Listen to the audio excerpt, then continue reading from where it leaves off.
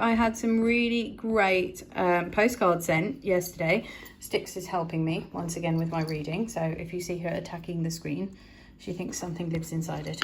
I think she's after the mouse. So today, there she is saying hello. We are going to carry on reading chapter 12, The King's Lost Sword. Within seconds, it was as though each of the king's party was wearing a thick white blindfold.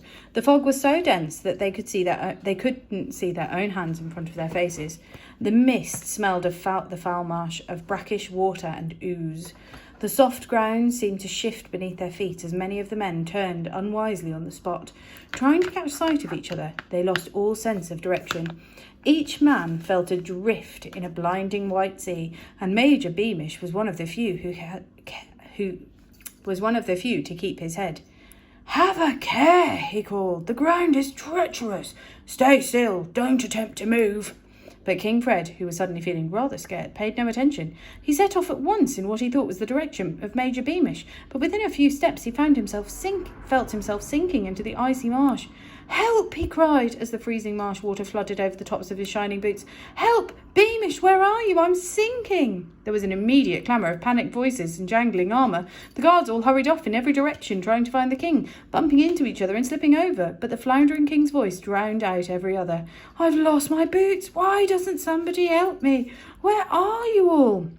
The Lord Spittleworth and Flapoon were the only two people who'd followed Beamish's advice and remained quite still in the places they'd occupied when the fog had rolled over them. Spittleworth was clutching a fold of Flapoon's ample pantaloons, which means trousers, and Flapoon was holding tight on to the skirt of Spittleworth's riding coat. Neither of them made the smallest attempt to help Fred, but waited, shivering, for calm to be restored. "At least if the fool gets swallowed by the bog, we'll be able to go home," Spittleworth muttered to Flapoon. Well, they don't sound like very good friends. The confusion deepened. Several of the royal guard had now got stuck in the bog as they tried to find the king. The air was full of squelches, clanks and shouts. Major Beamish was bellowing in a vain attempt to restore some kind of order, and the king's voice seemed to be receding into the blind night, becoming ever fainter, as though he was blundering away from them. "Beamish, help! I can see the monster!" "I'm coming, your majesty!" cried Major Beamish. "Keep shouting, sir! I'll find you!" "Help! Help me, Beamish!" shouted King Fred. What's happened to the idiot?" Flapoon asked Spittleworth, but before Spittleworth could answer, the fog around the two lords thinned as quickly as it arrived, so that they stood together in the little clearing, able to see each other, but still surrounded on all sides by high walls of thick white mist. The voices of the king, of Beamish, and of the other soldiers were becoming fainter and fainter. "Don't move yet," Spittleworth cautioned Flapoon. "Once the fog thins a little more, we'll be able to find the horses, and then we can retreat to a safe—" At that precise moment, a slimy black figure burst out of the wall of fog and launched itself at the two lords. Flapoon let out a high-pitched scream, and Spittleworth lashed out at the creature, missing only because it flopped to the ground, weeping. It was then that Spittleworth realised that the gibbering, panting slime monster was, in fact, King Fred the Fearless. "Thank heavens we found you, your majesty. We've been searching everywhere," cried Spittleworth. Ich, whimpered the king. "He's got hiccups," said Flapoon. "Give him a fright." Ichabog," moaned Fred. "I saw it, a gigantic monster. It nearly caught me." "I beg your majesty's pardon?" asked Spittleworth. "The monster is real," gulped Fred. "I'm lucky to be alive. To the horses, we must flee, and quickly." King Fred tried to hoist himself up by climbing Spittleworth's leg, but Spittleworth stepped swiftly aside to avoid getting covered in slime, instead aiming a consoling pat at the top of Fred's head, which was the cleanest part of him. Your majesty, your majesty, you've had the most distressing experience falling in the marsh. As we were saying earlier, the boulders do indeed assume monstrous forms in this thick fog." "Dash it, Spittleworth, I know what I saw," shouted the king, staggering to his feet unaided. "As tall as two horses it was, with eyes like huge lamps. I drew my sword, but my hands were so slimy it slipped from my grasp, so there was nothing for it but to pull myself out of my stuck boots and crawl away." Just then a fourth man made his way into their little clearing in the fog. Captain Roach, father of Roderick, who was Major Beamish's second in command, a big burly man with jet black moustaches. Captain Roach was really what Captain Roach was really like, we were all about to find out. Oh, and the cat has walked right in front of the screen. All you need to know is that the king was very glad to see him because he was the largest member of the Royal Guard. "Did you see any sign of the Ichabod, Roach?" whimpered Fred. "No, your majesty," he said with a respectful bow. "All I've seen is fog and mud. I'm glad to know your majesty is safe, at any rate. You gentlemen stay here and I'll round up the troops." Roach made to leave. Excuse me, Sticks, we're reading a story. Roach made to leave, but King Fred yelled, "No, you stay here with me, Roach, in case this monster comes this way. You've still got a rifle, haven't you? Excellent. I lost my sword and my boots, you see. My very best dress sword with the jewelled hilt." Though he felt much safer with Captain Roach beside him, the trembling king was otherwise as cold and scared as he could ever remember being. He also had a nasty feeling that nobody believed he'd really seen the Ichabod, a feeling that increased when he caught sight of Spittleworth rolling his eyes at Flapoon. The king's pride was stung. "Spittleworth, Flapoon," he said, "I want my sword and my boots back. They're over there somewhere," he added, waving his arm at the encircling fog. Would your majesty not be better? Would it not be better to wait for the fog has cleared, your majesty?" asked Spittleworth nervously. "I want my sword," snapped King Fred. "It was my grandfather's and it's very valuable. Go and find it, both of you. I shall wait here with Captain Roach. And don't come back empty-handed." Oh, well, I think King Fred has got a bit annoyed at Spittleworth and Flapoon. Chapter 13. The Accident.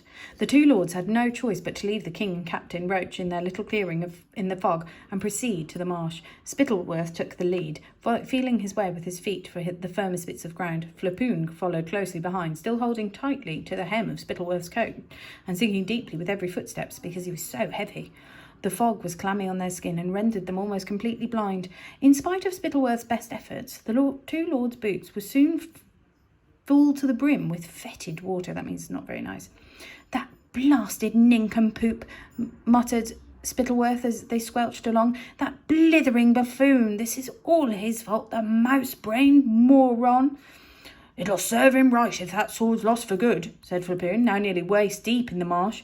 "We'd better hope it isn't, or we'll be here all night," said Spittleworth. "Oh, curse this fog!"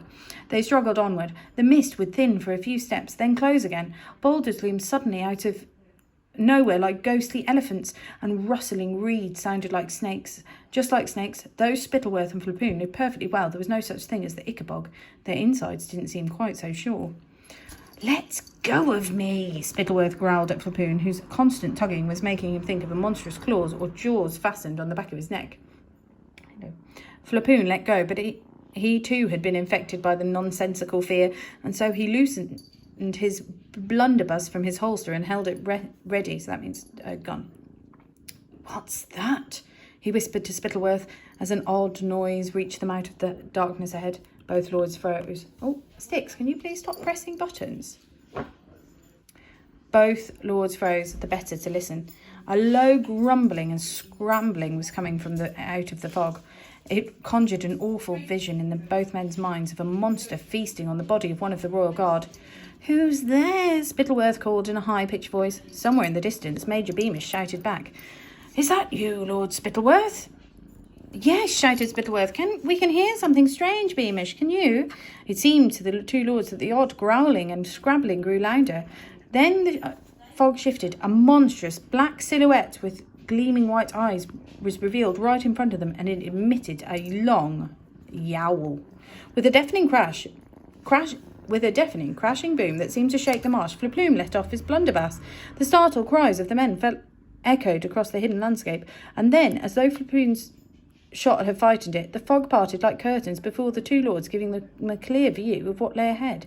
The moon slid out from behind a cloud at that moment, and they saw a vast granite boulder with a mass of thorny branches at its base. Tangled up in the branches was a terrified, skinny dog, whimpering and scrabbling to free itself, its eyes flashing in the reflected moonlight.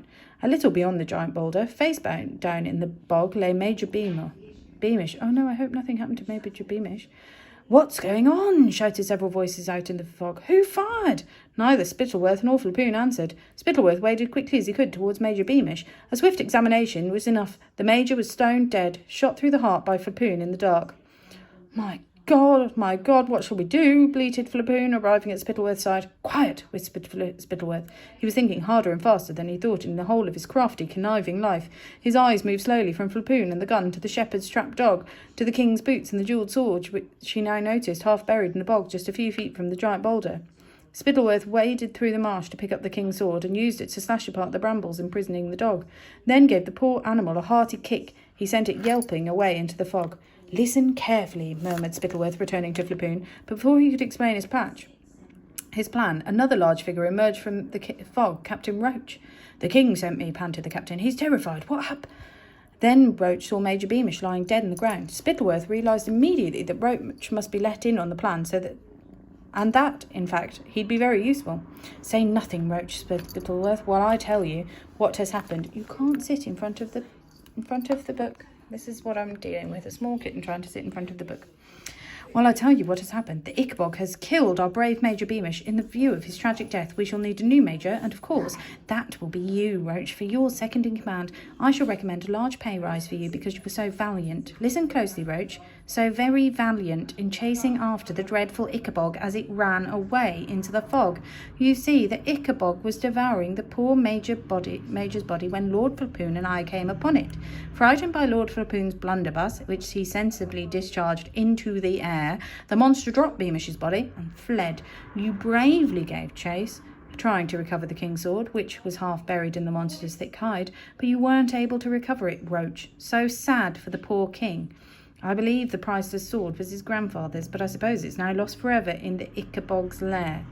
So saying, Spittleworth pressed the sword into Roach's large hands. The newly promoted major looked down at the jewelled hilt, and a cruel and crafty smile to match Spittleworth's own spread over his face. "Yes, a great pity that I wasn't able to recover this sword, my lord," he said, sliding it out of sight beneath his tunic. "Now let's wrap up the poor major's body, because it would be dreadful for the other men to see the marks of the monster's fangs upon him." "How very sensitive of you, Lord Major Roach," said Lord Spittleworth, and the two men swiftly took off their cloaks and wrapped up the body while Flapoon watched heartily, relieved that nobody knew he'd accidentally killed Beamish. "Could you remind me what the Ichabod looked like, Lord Spittleworth?" asked Roach when Major Beamish's body was well hidden. "For the three of us saw it together and will, of course, have received identical impressions." "Very true," said Lord Spittleworth. "Well, according to the king, the beast is as tall as 2 horses with eyes like lamps. In fact," said Flapoon, pointing, "it looks a lot like this large boulder, with a dog's eyes gleaming at the base." "Tall as 2 horses, with eyes like lamps," repeated Roach. "Very well, my lords. If you will assist me to put Beamish over my shoulder, I'll carry him to the king and we can explain how the major met his death." "Well, that's appalling. That's poor Mrs. Beamish and Bert." So, what I'd like you to do now, though, is I'm going to set you a quiz on Purple Mash. Have a go at the quiz and see how you get on. And I'm hoping that next week we'll get some justice for poor Major Beamish, who's been shot and then had it covered up. Have a nice weekend. Make sure you stay safe, and we'll be back on Monday with chapter 14 and 15.